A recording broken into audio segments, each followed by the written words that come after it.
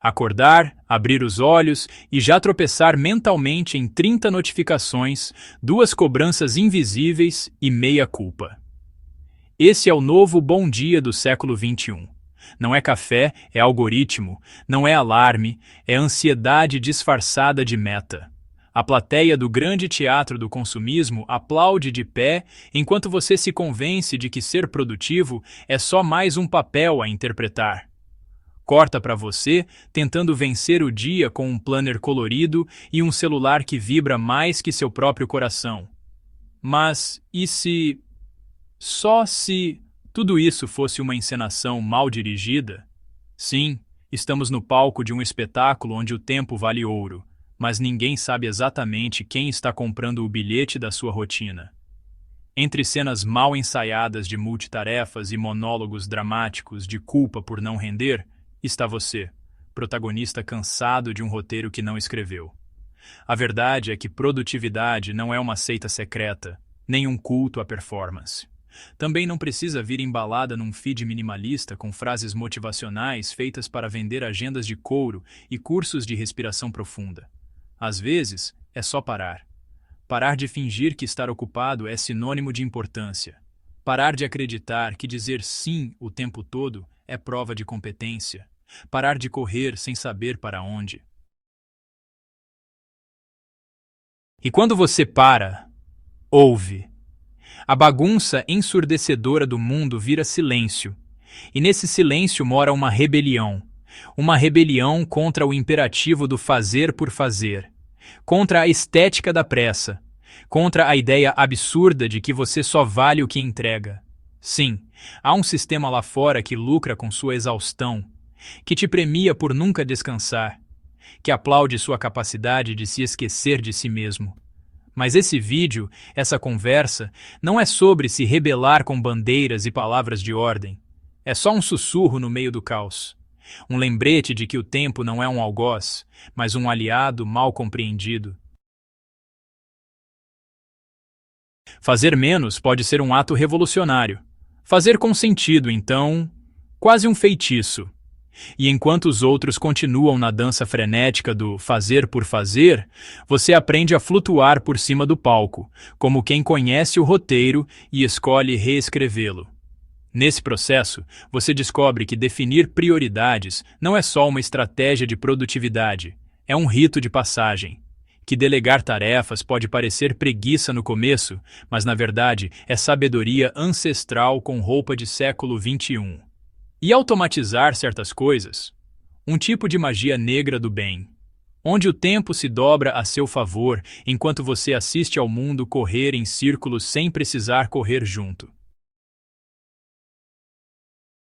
Claro, você ainda vai tropeçar, ainda vai abrir 18 abas e esquecer por que entrou no navegador. Mas agora tem uma bússola invisível, a consciência de que sua energia é sagrada e não deve ser negociada por curtidas, metas impostas ou falsas urgências. Você não é um robô, nem um influenciador de produtividade 24/7. Você é carne, caos, criatividade e merece uma rotina que respeite isso. Então, se quiser ficar, senta aqui, sem pressa, sem mantra, sem planilha, só a coragem de reimaginar o tempo como um aliado silencioso e não como um carrasco bem vestido. Bem-vindo à desmontagem desse teatro. Os refletores ainda estão acesos, mas a peça já começou a mudar. E agora, talvez, você possa escolher seu papel, ou escrever um novo. Então vem no Demi Finance.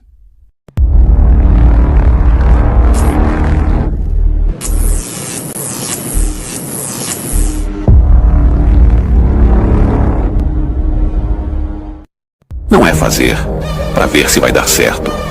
É fazer até dar certo. Porque se você quer ser grande, isso significa que algo dentro de você já é.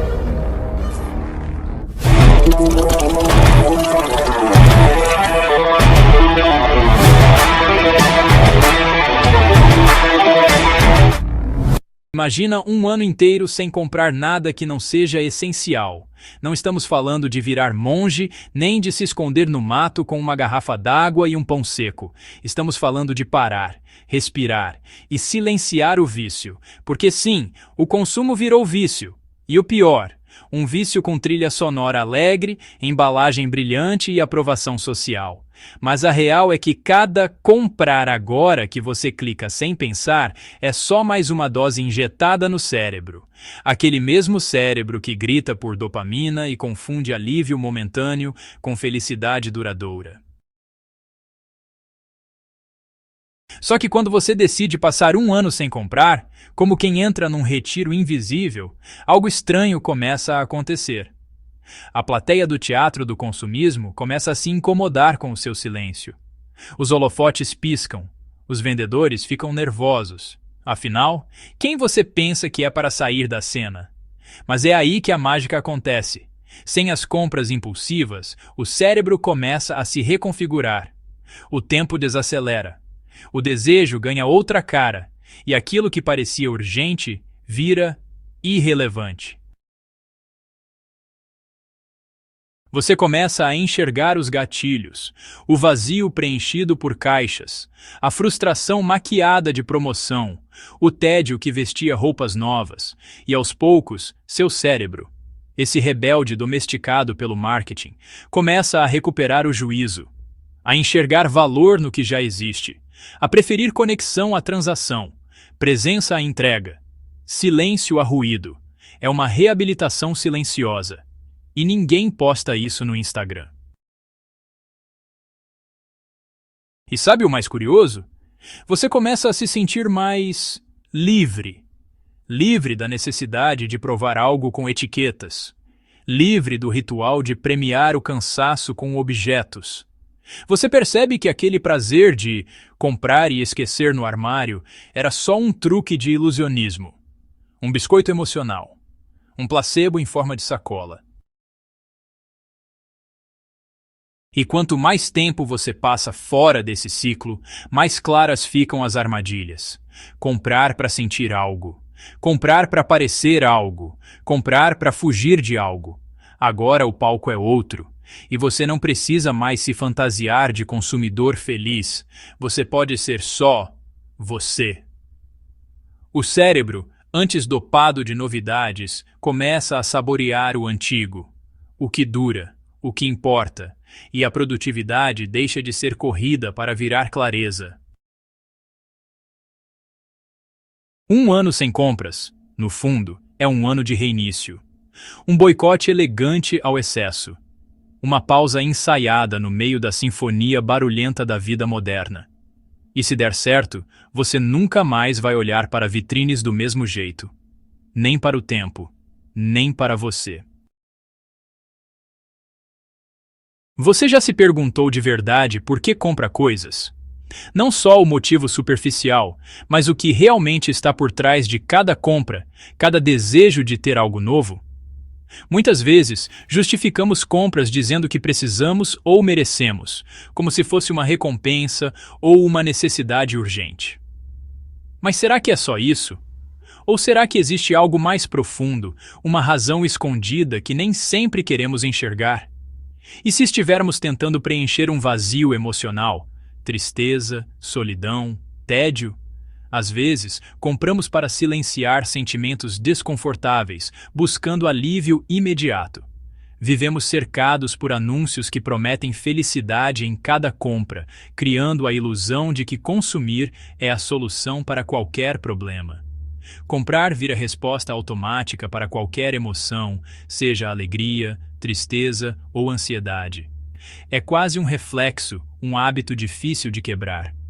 Mas a alegria da compra passa rápido e o vazio volta, às vezes maior do que antes. O ciclo se repete e a satisfação nunca dura. Acumulamos coisas, mas não felicidade. Os objetos se multiplicam, mas o sentimento de realização não acompanha. Eu mesma caí nesse ciclo, armários cheios, vida vazia. Era como se cada compra prometesse preencher algo, mas nunca cumprisse. Cada compra era um curativo temporário, nunca uma cura. O alívio era passageiro, e logo vinha a culpa ou o arrependimento. Percebi que buscava uma felicidade vendida, não a minha. Era como se eu estivesse tentando comprar um sentimento que só poderia encontrar dentro de mim. Então, me desafiei. E se eu parasse de comprar tudo que não fosse essencial por um ano? Como seria viver sem esse impulso constante? E se eu encarasse de frente o que estava tentando evitar? Talvez finalmente eu pudesse entender o que realmente me faltava. O que aconteceria se eu quebrasse esse ciclo? Será que eu encontraria uma nova forma de preencher o vazio? Essa é a pergunta que mudou tudo. Foi o início de uma transformação, de um novo olhar sobre mim mesma e sobre o consumo. E foi assim que começou meu ano sem compras. Um convite para descobrir quem eu era sem as distrações do consumo. Não comprar por um ano parece radical, quase impossível em um mundo onde somos constantemente incentivados a consumir. A cada esquina, uma vitrine chama a atenção, e as novidades nunca param de chegar. O consumo virou parte do nosso cotidiano, tão presente que mal percebemos. Ele está em todos os lugares, nas ruas, nas telas, nas conversas. Socializamos comprando, celebramos com presentes, e as redes sociais só reforçam isso, mostrando o tempo todo o que deveríamos querer. Parece que consumir é obrigatório para pertencer, como se fosse um passaporte para fazer parte de um grupo. A pressão é sutil, mas constante. Se não acompanhar, está ficando para trás. É fácil se perder nesse fluxo, sem perceber o quanto isso nos afasta de nós mesmos.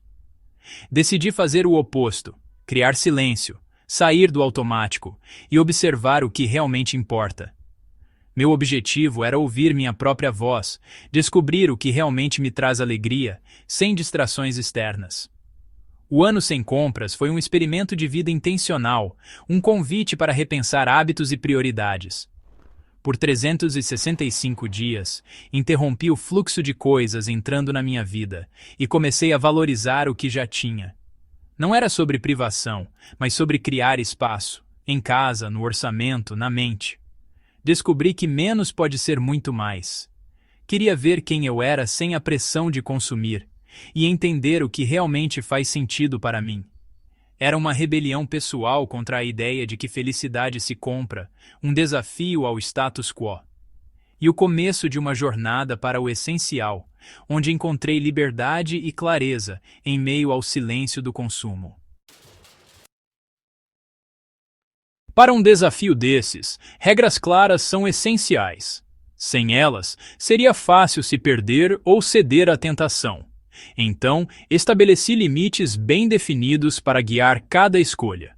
Só podia comprar o que fosse realmente necessário: comida, itens de higiene, produtos de limpeza e remédios. Tudo que não fosse essencial ficava de fora da lista. Nada de roupas novas, livros, decoração, eletrônicos ou presentes para mim mesma. Mesmo aquelas pequenas tentações do dia a dia estavam proibidas. Para evitar deslizes, cancelei e-mails de marketing e deixei de seguir perfis que incentivavam compras. Assim, reduzi o bombardeio de ofertas e novidades. Isso reduziu muito as tentações diárias e trouxe uma sensação de alívio imediato. O silêncio das notificações foi libertador. Se surgisse uma necessidade fora da lista, eu esperava 30 dias antes de decidir. Esse tempo era fundamental para refletir com calma. Quase sempre, percebia que não precisava mesmo daquele item. O desejo passava e a lista seguia enxuta. Essas regras não eram castigo, mas proteção contra o impulso. Eram um cuidado comigo mesma, um lembrete diário de autocontrole. O destralhe digital foi fundamental para manter o foco. Organizar o ambiente virtual ajudou a clarear a mente e evitar distrações. O tempo de espera me ajudou a diferenciar desejo de necessidade. Aprendi a observar meus impulsos e questionar cada vontade. A estrutura rígida era o que eu precisava para mudar de verdade. Sem ela, seria fácil voltar aos velhos hábitos.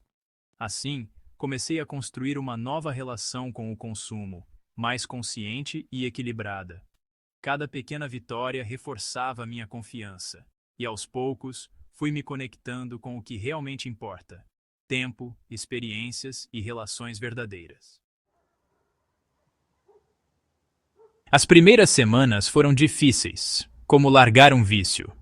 O silêncio sem compras era desconfortável, cheio de desejos antigos. Sem o escape das compras, precisei encarar meus sentimentos de verdade. Descobri que a vontade de comprar era sintoma de necessidades emocionais ignoradas. Comecei a registrar esses momentos num diário, entendendo meus gatilhos. Aos poucos, o desconforto virou espaço aberto. Aprendi a lidar com emoções de outras formas: caminhadas, conversas, escrita. Era um exercício diário de construir novos hábitos, um passo de cada vez. Com o tempo, o desejo constante de comprar foi diminuindo. Meu cérebro deixou de reagir automaticamente a anúncios e vitrines. A ansiedade ligada ao consumo desapareceu e minha mente ficou mais clara. Passei a estar mais presente, menos preocupada com a próxima compra. Entendi que usava compras para conforto, recompensa ou distração. Sem isso, precisei criar novas formas de cuidar das emoções. Comemorei conquistas com experiências, não objetos. Escrevi, conversei, caminhei. A vida deixou de ser reativa e virou intencional. Passei a valorizar o que eu podia fazer e ser, não só o que podia ter. O consumo deixou de comandar minha vida. Agora, eu estava no controle. Os desafios sociais foram tão difíceis quanto os internos. Muitas interações giram em torno de compras e presentes. Dizer não parecia estranho para amigos e família. Precisei sugerir alternativas: piqueniques, trilhas, conversas, mas aprendi a oferecer tempo e habilidades como presentes. Isso criou conexões mais profundas, apesar do desconforto inicial. Resistir à pressão exigiu lembrar sempre dos meus motivos. Minha convicção virou escudo contra a cultura do consumo. Aprendi a dizer não, obrigado com confiança, e a sustentar minha escolha mesmo sendo diferente. Com o tempo, a leveza e a gratidão tomaram o lugar do desconforto. Passei a cuidar melhor do que já tinha, consertando e valorizando meus pertences. O consumo deixou de ser central. Pequenas alegrias diárias ganharam destaque. Minha vida ficou maior, não menor, por prestar mais atenção ao presente. Senti liberdade ao não depender de tendências ou da aprovação dos outros. O contentamento com o suficiente trouxe paz. Ganhei tempo, espaço e energia para o que realmente importa. Descobri que riqueza é querer menos, não ter mais. Redefini sucesso e felicidade com base em propósito e conexão. E percebi que já tinha tudo de que precisava. Um ano sem compras pode parecer demais, mas você pode começar pequeno. Observe seu comportamento por uma semana, anotando cada vontade de comprar. Depois, tente um desafio menor, um mês, uma semana ou uma categoria específica. O importante é que o desafio seja significativo para você. Reflita sobre seus gatilhos e aprenda com cada tentativa. Não busque perfeição, mas consciência. Se escorregar, veja como aprendizado, não fracasso. Cada passo é progresso. Consumir menos é uma maratona, não uma corrida. É um processo de construir uma relação mais intencional com o consumo e consigo mesmo. Consumir menos não é privação, é liberdade. É remover o excesso para dar espaço ao que importa. Ao parar de acumular, descobrimos o que realmente nos traz alegria. Questionar o consumo é um ato de autodescoberta e libertação. Recuperamos tempo, dinheiro e energia para investir em experiências, pessoas e causas. O desafio é um convite para viver com mais intenção. É chance de definir sucesso pelos próprios valores. Menos coisas, mais presença, conexão e alegria. Ao escolher menos, abrimos espaço para o essencial. e para uma vida verdadeiramente rica de sentido.